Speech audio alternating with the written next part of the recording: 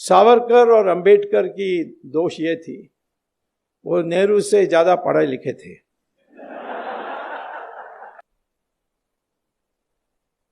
अब जवाहरलाल नेहरू का प्रॉब्लम क्या था, वो गए थे लंदन, फिर वहां से कैम्ब्रिज में जाकर दाखिल की, एडमिशन ली और फिर फेल हो गए।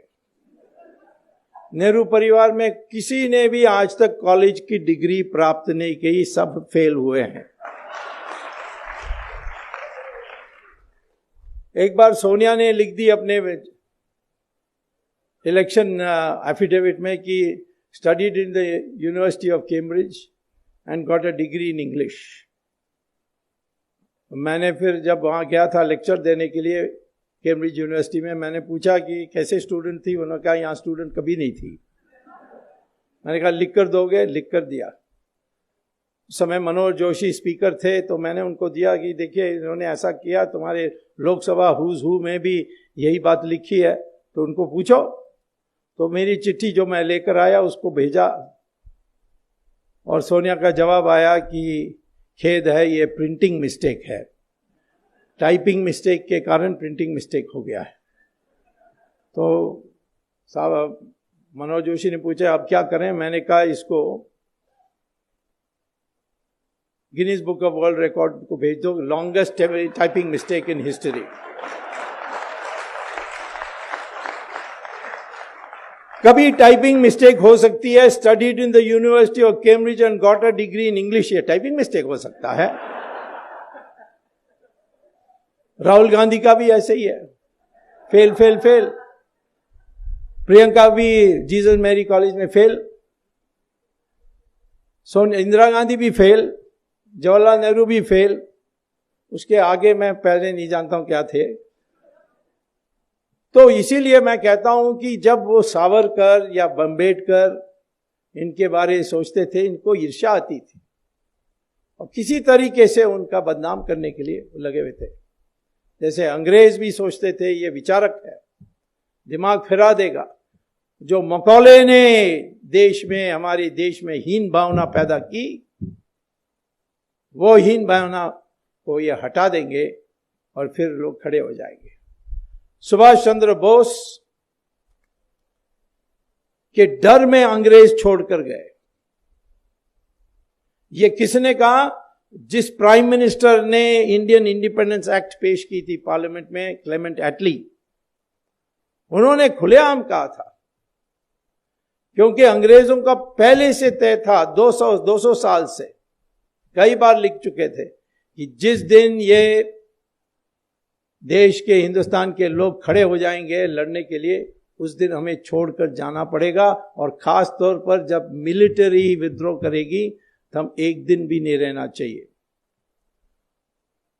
क्योंकि पहली बार जब Robert Clive battle of Plassey जीतने के बाद मुर्शिदाबाद में जुलूस निकाल के गए, तो 5 लाख लोग इकट्ठे हुए, सब ने गुलाब की फूल उसकी पथ में डाली।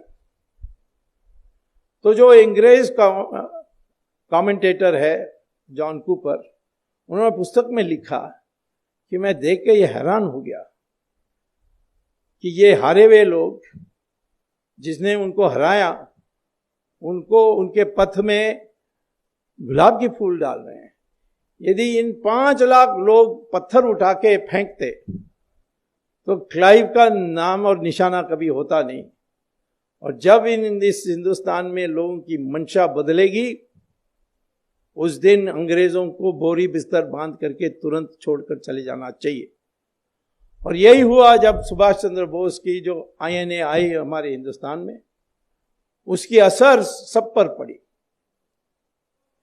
और विद्रोह हुआ, नेवी का विद्रोह हुआ, जबलपुर से आर्मी में रिवोल्ट हुआ, पूना से लोग निकले जुलूस निकाल के, तो सारे देश में एक आर्मी का विद्रोह दिखाई पड़ा 1940 में। उस समय उन्होंने ये तय किया कि अब जाएंगे, और महात्मा गांधी ने एक बड़ा संगठन बना दिया। महात्मा गांधी की जो कंट्रीब्यूशन है कोई कम नहीं कर सकता।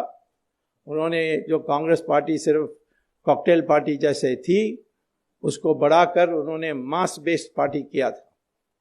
कुछ भी सिद्धांत हो, कितने भी गलत हो, परंतु उन्होंने एक मास बेस्ड ऑर्गेनाइजेशन तैयार किया और अंग्रेजों को विश्वास था कि ये हमारी पीछा ना करेंगे और इसीलिए पावर इनको देकर चले जाएं।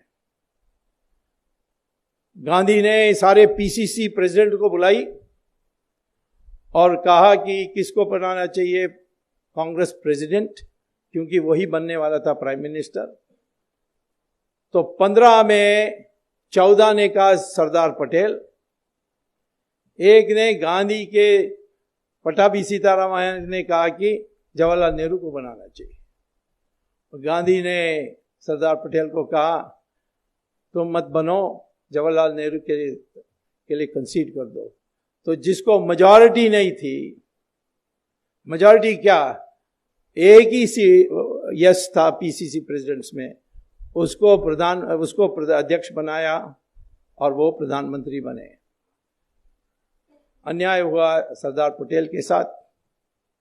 बाद में गांधी ने मोरारजी देसाई को बताया, मोरारजी देसाई ने मुझे बताया कि गांधी ने कहा कि यदि मैं जवाहरलाल को नहीं बनाता तो ये विद्रोह करते हैं और अंग्रेज उसी बहाना में छोड़कर नहीं जाते। मेरा इरादा था कि जैसे बन जाएं और अंग्रेज चले जाएं, फिर मैं दूसरा कदम उठाऊंगा जिससे सरदार पटेल के लिए मौका मिलेगी। और वो उनकी जो प्राइवेट सेक्रेटरी हैं गांधी जी की, उन्होंने पुस्तक लिखा है last will and testament of Gandhi, Mahatma Gandhi.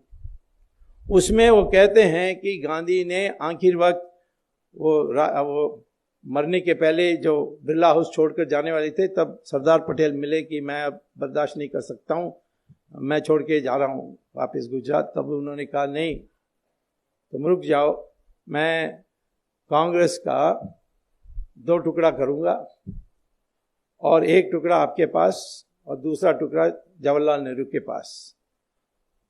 आपको पता है कि 90% तो सरदार पटेल के साथ ही जाती, और इसीलिए रुक जाओ। और वो गए और उनकी हत्या हुई और फिर ये इतिहास में सारा चीज बदल गई। और उसमें जवाहरलाल नेहरू ने एक तो अफवाहें उड़ाई कि सरदार पटेल ने लापरवाही दिखाई होम मिनिस्टर होने के बावजूद, और उन पर संदेह। आरएसएस पर बैन, एफआईआर में आरएसएस का नाम कहीं नहीं है, ट्रायल में आरएसएस का नाम कहीं नहीं आया, लेकिन दुनिया भर में प्रचार कर रहे हैं मिस्टर राहुल गांधी आजकल की आरएसएस ने महात्मा गांधी को मारा। अब उनको तो इतिहास नहीं पता है, जो सिखाते हैं चर्च में वही बोलते हैं बाहर। लेकिन सावरकर को कॉन्स्पिरेसी का हिस्सा बनाया, बाद में छूट गए, नो एविडेंस, लेकिन वो धब्बा लगा के रखे। और धीरे धीरे अब सावरकर की रिकग्निशन आ रही है। सावरकर के Indian independence, first war of Indian independence 1857, और बाद में उन्होंने हिंदुत्व पर जो पुस्तक लिखी, उससे हमारी लोगों की मंशा बदलने लगी। लेकिन क्योंकि कांग्रेस की राज थी, उन्होंने ये सारे आने नहीं दिया था।